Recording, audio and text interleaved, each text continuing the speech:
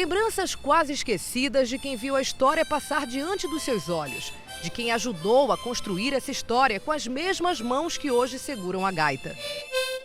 Quando Dona Sumiko chegou ao Amazonas, ela era quase menina, tinha 17 anos. Deixou a família no Japão para seguir o marido, Shiro. Filha de um major da Guarda Imperial Japonesa, atravessou o mundo para plantar um sonho na floresta. Manaus dentro do mato que botavam.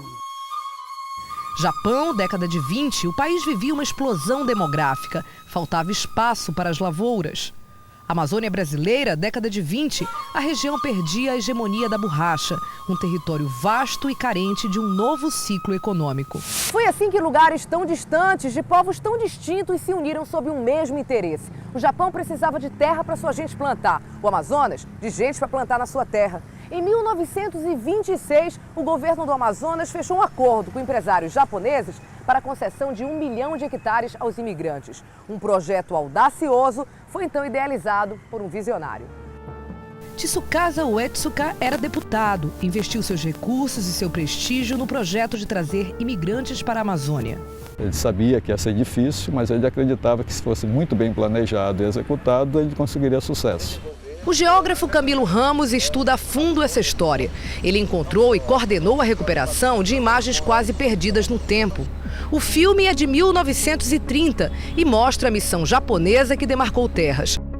No dia 21 de outubro, o Uetsuka discursa na cerimônia de fundação da Vila Amazônia. Apenas uma clareira aberta no meio da mata, onde lado a lado são erguidas as bandeiras do Brasil e do Japão. No retorno a Tóquio, ele fundou a Escola Nipônica Científica de Plantação. Uma escola que foi construída num lugar distante para a preparação dos japoneses. Era uma escola onde ele tinha uma aparência muito com a Amazônia, era meio da mata e tudo mais. Os alunos eram jovens, entre 19 e 20 anos, filhos de famílias de classe média. Quem se formava nessa escola era chamado de Kotakusei. O nome formado pelas iniciais da escola em japonês deu ao grupo uma identidade que até hoje é mantida pelos seus descendentes. Entre 1931 e 1937, sucessivas turmas de Kotakusei chegaram aqui à Vila Amazônia para plantar um sonho e criar raízes. 7 turmas, 249 imigrantes que assumiram o compromisso de não mais retornar ao Japão. Dali em diante, a imensidão da floresta era sua nova casa.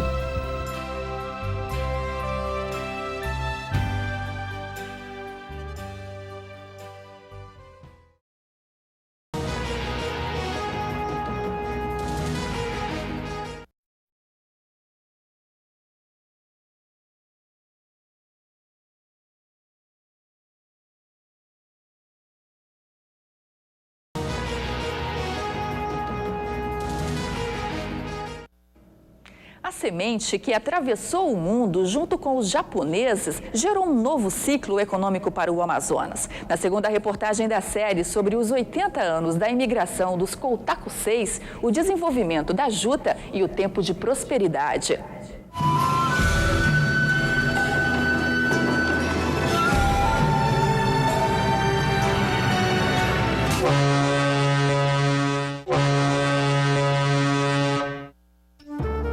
Hashimoto, Kimura, Iano, Nakajima e outros 31 imigrantes são os pioneiros de um sonho. Em maio de 1931, a primeira turma de Kotakuseis deixou o porto de Yokohama, no Japão, e atravessou o Pacífico e o Atlântico. Foram 2 meses de viagem até alcançar o Amazonas, um rio de proporções tão gigantescas quanto a aventura que eles estavam dispostos a viver. Em 1931, já em outro navio, Afonso Pena, eles desembarcaram exatamente aqui, em frente à Vila Amazônia, a sede do projeto de imigração. Um lugar ainda com construções rudimentares. Nem de longe lembrava a Vila Próspera, que iria crescer diante dos seus olhos. Da floresta quase virgem, onde foi aberta uma clareira um ano antes, surgiu a hospedaria para estudantes, armazém para a venda de produtos, 2 portos, serraria, estação meteorológica, o Instituto Amazônia de Pesquisas e o mais belo prédio da vila, Hakokaikan, Centro de Convivência Cultural e Social. Ficar bem aqui. O que você vê hoje é apenas o alicerce. A estrutura é inferior do prédio que era construído todo em madeira. Na década de 30, a Vila Amazônia tinha rede de água encanada, rede de esgoto, ruas bem traçadas, um hospital avançado para a época. Mas a prosperidade na sede do projeto não era acompanhada pelos lotes de terra distribuídos aos agricultores. Eles amargavam sucessivas derrotas no plantio da juta. A fibra natural trazida da Ásia deveria ser o carro-chefe do cultivo japonês da Amazônia. Mas 3 anos já haviam se passado e nada.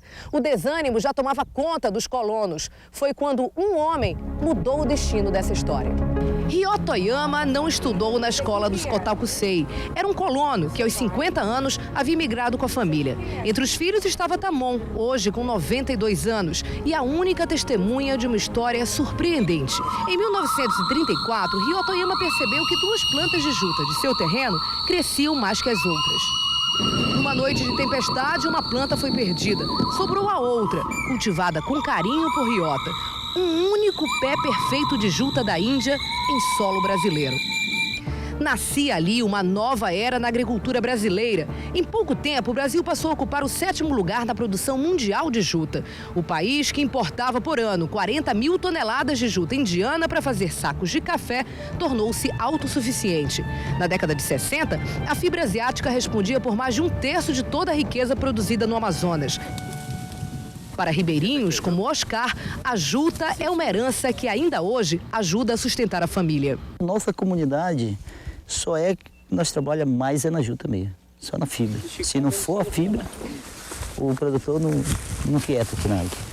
Em Parintins, o velho agricultor virou nome de escola e, pelo menos aqui, as crianças aprendem um legado de Ryota Oyama. Foi o japonês que trouxe semente da juta. Ryota Oyama da veiga só nascente, com ele trouxe um punhado de semente.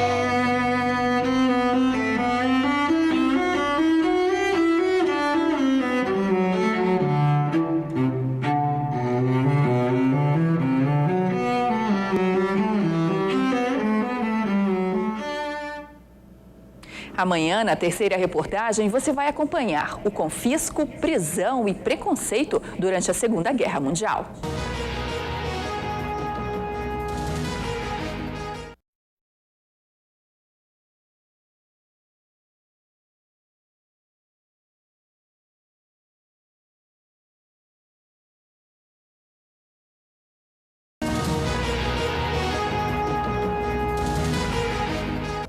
Depois de conseguir desenvolver a juta na Amazônia, os japoneses que viviam aqui na região sofreram um duro golpe. Na terceira reportagem da série, você vai ver que os Kotakuseis foram perseguidos e presos durante a Segunda Guerra Mundial.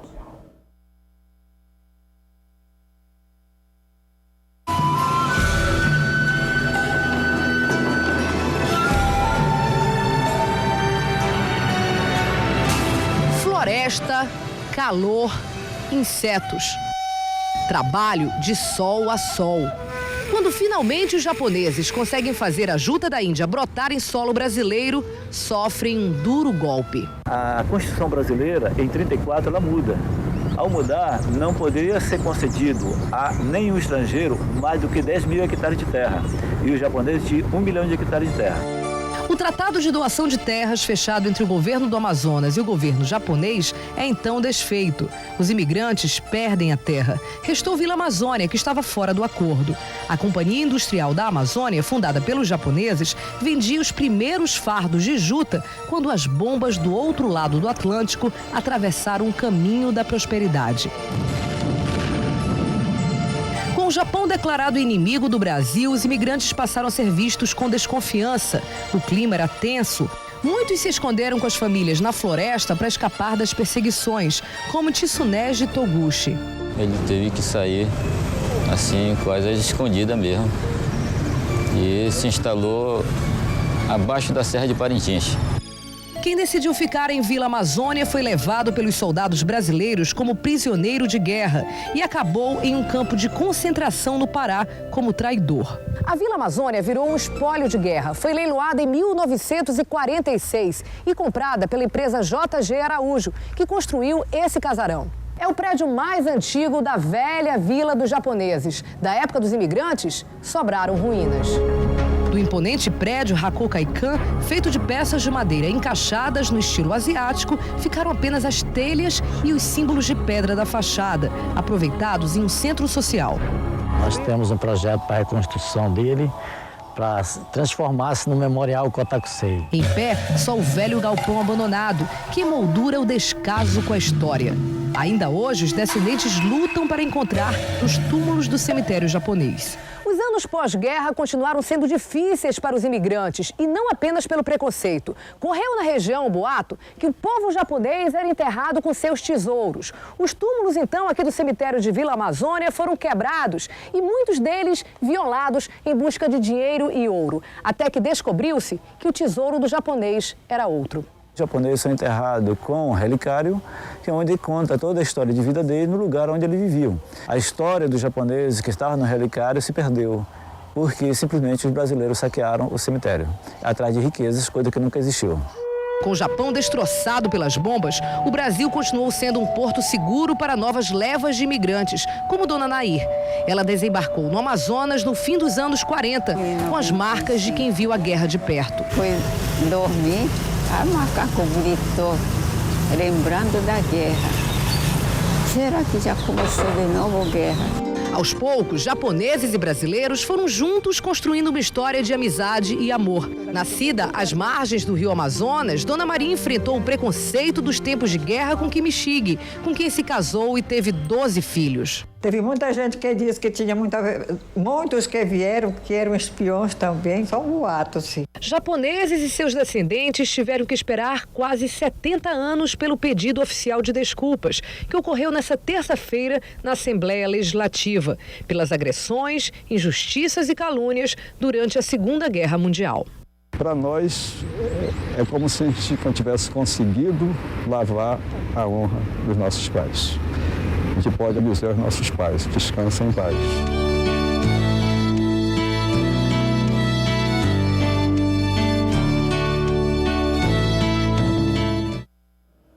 E amanhã, na última reportagem da série, os laços de amizade que unem Brasil e Japão através dos descendentes.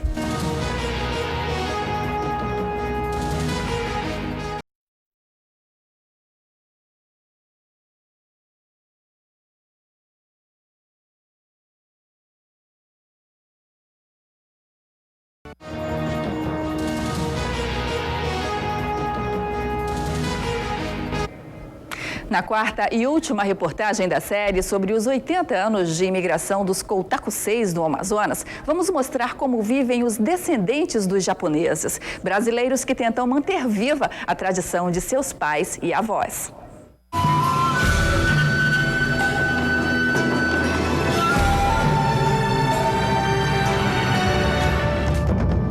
Trilhar o caminho de volta, imitar quem um dia foi imigrante. Essa foi a escolha de descendentes de Kotakuseis como Everaldo. Com o dinheiro que conseguiu juntar no Japão, montou uma lan house e uma academia em Parintins. Em 12 anos, lá na terra onde o pai nasceu, trabalhou em uma fábrica de eletrônicos, mas também virou faixa preta de karatê e ganhou campeonatos. Fez amizades. Chegava no final de semana, que era folga, né? Dia de domingo, nosso lazer era futebol. Então aí a gente foi se entrosando. Muitos outros descendentes nunca chegaram a fazer o caminho de volta. De tão envolvidos com as raízes culturais de Parintins, mantém viva a tradição do lugar onde nasceram. São Niseis e Sanseis que ajudam a fazer o Festival do Boi Bumbá. Eric Nakanomi começou a estudar desenho e pintura com 11 anos. Fez faculdade de artes plásticas e hoje dá aula de artes visuais na Universidade Federal do Amazonas. Cuida de parte do figurino do Boi Caprichoso. Assinou esse ano o vestido da Sinhazinha. Eu preferi ficar na cidade de Parintins, trabalhando com o que eu gosto e depois me aperfeiçoar em busca de ser um profissional da arte e da arte-educação.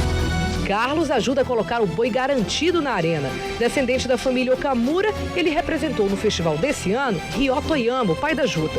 Homenagem popular à saga dos japoneses da Amazônia. Há uma emoção muito grande, como torcedor e também por estar lá dentro e fazer parte, ajudando, né? A gente se sente muito feliz. Hashiro é neto de Koutakusei, herdou o nome do avô e a paixão pelas artes marciais. Na década de 30, no Japão, além da agricultura, a escola preparatória dos imigrantes ensinava também lutas japonesas, conhecimento que mais tarde foi útil na lavoura. Ele pegava juta e dava iponso, inag, algo do gênero, para ficar treinando ali, para não perder aquilo que um dia ele aprendeu. Jornais da década de 40 mostram que Koutakuseis participavam de campeonatos em Manaus e estimularam a disseminação da luta como esporte. Cultura que se espalhou não apenas entre os descendentes. Nessa aula de Kenjutsu, arte marcial com armas, nenhum dos alunos é filho ou neto de japonês. Brasil e Japão estão ligados através da espada. Brasileiros, descendentes ou não, também se unem pela batida do tambor. O taiko faz parte da música japonesa há pelo menos 1.500 anos. Em Manaus está há 6. Para esses jovens, o tambor é semelhante à batida do coração de mãe. Por isso, esse som deixa eles tão perto da terra de seus avós. E para mim, assim, o taiko se tornou praticamente uma filosofia de vida, né? Das lembranças de Dona Sumiko aos primeiros passos de Kazuhiro, uma história que completa 80 anos e que hoje está traduzida no nome do pequeno sensei. O significado de Kazuhiro em português? Harmonia.